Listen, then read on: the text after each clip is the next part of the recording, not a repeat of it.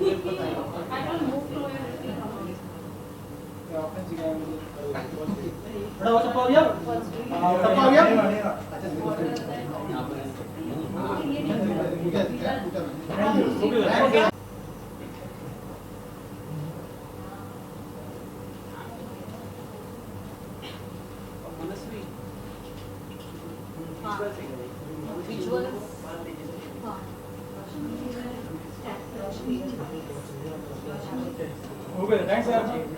You sir.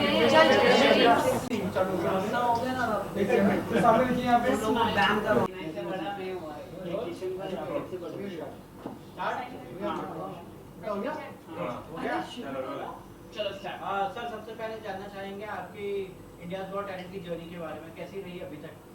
Sir बहुत ही amazing journey रही है, जितना प्यार मिला है लोगों का बहुत ही खुशी होती है जब इतना ज़्यादा प्यार मिलता है। और सर मैं बीट बॉक्सिंग करता हूँ, भैया फ्लूट बजाते हैं, इतने साल से मेहनत कर रहे हैं। तो सर वो जब मेहनत लोगों का जो प्यार मिला है हमारी मेहनत पे, आई थिंक वो हमें बहुत ही मज़े आए, बहुत ही आनंद आया उस प्यार को आई थिंक पाना। और सबसे बड़ी बात है सर कि हम जो कर रहे थे वो एकदम नया था, तो एक चैलेंज भी था कि लोगों के सामने एक ऐसा म्यूज़िक जॉनर हम लोग इंट्रोड्यूस कर रहे हैं जो पहले कभी किसी ने देखा नहीं है, सुना नहीं है। तो एक जिम्मेदारी भी थी, लेकिन जैसा हमको प्यार मिला उससे हमको बहुत कॉन्फिडेंस मिला और ये जर्नी काफ़ी अच्छी हो गई। देखा जाए अगर तो बीट बॉक्सिंग और ऐसे म्यूज़िक के बारे में इतना जो है लोग इतना जानते नहीं हैं, इस बारे में तो क्या कहेंगे उसके बारे में? आपने एक नया ट्रेंड चालू किया है सर, बहुत ही आई थिंक हिस्ट्री मेकिंग वाला सीन हुआ है, क्योंकि कभी ऐसा कुछ हुआ नहीं है वर्ल्ड में भी। आप देखोगे कभी फ्लोटिस्ट और बीट बॉक्सर कभी कोलैबोरेट नहीं किया है। तो सर ये बहुत ही आई थिंक वर्ल्ड क्लास चीज़ हुई है इंडियाज़ गॉट टैलेंट पे। और सर इंडिया का टैलेंट तो वैसे ही वर्ल्ड क्लास है, क्योंकि हमें वहाँ से इनवाइट आता है वहाँ के गॉट टैलेंट से, हम किसी को नहीं बुलाते। So India's got talent I think बहुत बड़ा मंच है और हम बहुत शुक्रगुजार है कि उन्होंने हमें चुना और हमें विजेता बनाया। और सबसे खुशी की बात यह है सर कि इस म्यूज़िक की एक विशेषता है कि इसमें हमारे हिंदुस्तान का शास्त्रीय संगीत भी है और वेस्टर्न रिदम है। तो इसका जो साउंड निकल के आ रहा है वो ग्लोब पे छा रहा है, तो पूरे ग्लोब से हमको बहुत प्यार मिल रहा है। जजेस की बात की जाए तो जजेस से कैसा सपोर्ट मिल पाया आपको अभी तक?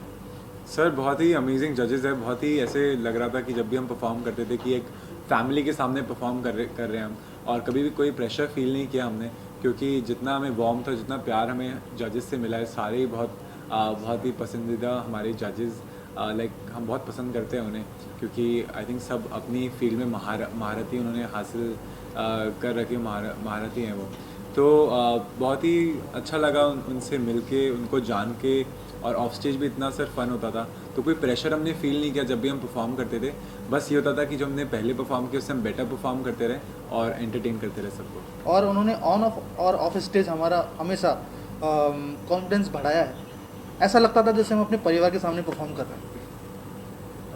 विनिंग मूवमेंट की बात की जाए अगर तो विनिंग मूवमेंट कैसा रहा आपका, क्या कहेंगे? सर विनिंग मोमेंट सर बहुत अमेजिंग रहा, क्योंकि इतने साल से मेहनत कर रहे हैं सर भैया, 18-19 ईयर से फ्लूट प्ले कर रहे हैं, मैं 12 साल से बीट बॉक्सिंग कर रहा हूँ। तो सर वो ऐसा होता है ना कि सालों की मेहनत शायद अब लगा कि शायद रंग लाई है। तो वो एक बहुत ही अच्छा अचीवमेंट सा लगा कि क्योंकि सर क्या हमारे पास अल्फाज नहीं है, जो है वो धुन और ताल है। और हम पहले सर थोड़ा बैक एंड पे प्ले करते थे, बट अभी हमारे नाम से हमें इंक्वायरीज आते हैं, हमें शोज़ मिलने लगे हैं। तो सर बहुत ही स्पेशल फील कर रहे हैं कि इंडिया ने इतना ओपनली हमें एक्सेप्ट किया है और इतना प्यार दिया है। सोनी ने आपको इतना बड़ा प्लेटफॉर्म दिया है, जब आप सोनी में आपने फर्स्ट ऑडिशन दिया तो क्या था उस समय, और अब आप इतने बड़े स्टार बन गए हैं, तो सोनी के लिए आपका क्या है? सर सोनी के लिए मैं यही कहना चाहूँगा कि आई थिंक आपका दिल बहुत खुला हुआ है, बहुत ही आप खुले दिल के कि हमें एक्सेप्ट किया। क्योंकि सर क्या है कि आजकल बहुत घबराहट होती है नई चीज़ों को एक्सपेरिमेंट करने के लिए, आजकल वो थोड़ा फार्मूला 44 ज़्यादा चलने लगा है। बट सोनी आई थिंक मैं सोनी का तहे दिल से शुक्रिया अदा करना चाहूँगा कि उन्होंने हमें मौका दिया और हम पे विश्वास किया और लोगों तक हमें पहुँचाया भी, क्योंकि हमें जिस तरह से प्रमोट भी किया गया है सोनी के द्वारा, आई थिंक वो काबिल तारीफ़ है। क्योंकि सर लोगों तक जब तक पहुँचेगा नहीं तो लोगों को पता कैसे चलेगा कि उन्हें एक्सेप्ट करना है नहीं करना। So thank you so much Soni. Music की यही विशेषता है कि हम अपना इंडियन क्लासिकल म्यूज़िक इसमें कर रहे हैं, शास्त्रीय संगीत और बीट बॉक्सिंग। दोनों ही एकदम अलग अलग हैं, लेकिन जब दोनों एक साथ मिलते हैं तो एक अलग ही आप लोग देख रहे हैं कि साउंड है और एक अलग ही जॉनर बन के आया है। तो निश्चित रूप से हमको जब ये मौका अगर मिलेगा तो हम इसको पूरे ग्लोब में फैलाएंगे, हमारे संस्कृति का प्रचार प्रसार करेंगे और ये भी दिखाएंगे कि बाहर जो बीट बॉक्सिंग हिप हॉप होता है और इंडियन क्लासिकल म्यूज़िक का जब ये मेल होता है तो लोगों को उसका साउंड कैसा लगता है। मैं सवाल पूछ सकता हूँ? Please sir. शो पर बहुत सारे गेस्ट भी आए हैं, सेलिब्रिटी गेस्ट। कोई ऐसा गेस्ट था पर्टिकुलर जिसके सामने परफॉर्म करने के लिए नर्वसनेस हुई हो या फिर बहुत ज़्यादा एक्साइटमेंट हुई हो? अब हम सबसे ज़्यादा एक्साइटेड थे जैकी श्रॉफ सर के सामने Correct. परफॉर्म करने के लिए, क्योंकि I think Jackie Shroff sir जैसा कोई नहीं है। और जब वो आए तो मतलब एक जो पता नहीं स्टार पावर कहूँ मैं क्या कहूँ, बट जो उनका मिलने का तरीका था वो बहुत अच्छा लगा, बहुत कुछ सीखने को मिला उनसे। वो पूरा माहौल बदल दिया। बहुत माहौल मतलब वो जैसी एंटर हुए एकदम माहौल ही बदल गया था पूरे सेट का, होता है ना कि वाइब चेंज कर दी उन्होंने। और बहुत ज़्यादा मज़ा आया उनके साथ, उनके सामने परफॉर्म करने के लिए। हमें लग रहा था कि हम साथ में ही परफॉर्म कर रहे हैं, क्योंकि वो हमारे साथ ही नाच रहे थे, झूम रहे थे, एंड हम उनके रिएक्शंस देख रहे थे क्योंकि हम परफॉर्म कर रहे थे वहाँ पे। तो आई थिंक हम बहुत ज़्यादा एक्साइटेड थे। दूसरा ये उस परफॉर्मेंस में ही गुरुजी पंडित हरिप्रसाद चौरसिया जी का एक मैसेज भी आया था। उन्होंने 2 फ्लूट भेजी थी, एक मेरे लिए और एक जैकी श्रॉफ दादा के लिए, कि ये मैं गिफ्ट कर रहा हूँ, आज इसको बजाइए, आई होप कि आप बहुत अच्छा बजाएं। तो एक ये भी जिम्मेदारी भी आ गई थी कि अब इस परफॉर्मेंस में तो और भी थोड़ा जम के बजाना पड़ेगा, क्योंकि गुरुजी देख रहे हैं सामने से। आपके लिए तो और स्पेशल होगा बिकॉज वो फ्लूट की म्यूजिक गुरुजी ने बजाया था वो फ्लूट, हीरो मूवी का जो फ्लूट था वो गुरुजी ने बजाया था। जैकी श्रॉफ जी उसमें थे उस मूवी में, तो बहुत स्पेशल था वो और सबसे ज़्यादा वायरल होने वाला परफॉर्मेंस था। सर बात करते हैं लोगों के दिलों की। सोनो टीवी के माध्यम से आप लोग लोगों के दिलों में छा गए, लेकिन जब आपके पास फ्लूट है और आपका इंस्ट्रूमेंट रिदम का है तो कहीं ना कहीं स्टार्टिंग जब इंसान स्टार्ट करता है तो कहीं ना कहीं लोगों की आपके अंदर फादर पकड़ हो गया, क्या फ्लूट रिदम करता है यार, ये क्या करेगा, क्या फ्लूट गा रहा है यार, गिटार है, तबला है, ड्रमर है, लोग उसमें इंटरेस्ट लेते हैं। आप थोड़ा डिफरेंट होके उस वक्त जो वो दौर रहा, आपने 12 साल किया, आपने 18 साल किया, वो जो दौर था लोगों का प्रतिक्रिया काली मिलेगा, अरे क्या कर रहा है, क्या करता है बेटा, रिदम करता है, सपोज आप रिदम करते हो, क्या इससे क्या कर रहे हैं, तो कहीं ना कहीं आज आपने उन सबको चुप करा दिया। तो वो लोगों की जो प्रतिक्रिया है किस तरह की? सर क्या है कि अगर आप लोगों की बातें दिल पे ले लेना तो फिर आप तो कुछ काम ही नहीं कर सकते। तो कोई भी क्रिटिसाइज़ करता है एक कान से सुनने का, दूसरे कान से निकालने का। जब तक आपको पता है कि आपको मज़ा आ रहा है वो चीज़ करने में, आपको बस वो दिल से करनी चाहिए, बहुत पैशन के साथ करनी चाहिए। और आई थिंक हम दोनों के बिहाफ पे मैं ये बोल सकता हूँ कि हम दोनों बहुत पैशनेट है जो भी हम करते हैं। और आई थिंक ये सिर्फ म्यूज़िक ही नहीं, जो भी हम कुछ करते हैं, अगर हम कुछ एक्स्ट्रा चीज़ भी कर रहे हैं अगर म्यूज़िक के अलावा भी, हम बहुत पैशनेट है सर। तो क्या लोग तो सर बोलते हैं, लोगों का काम है कहना, तो अपना काम है काम करना।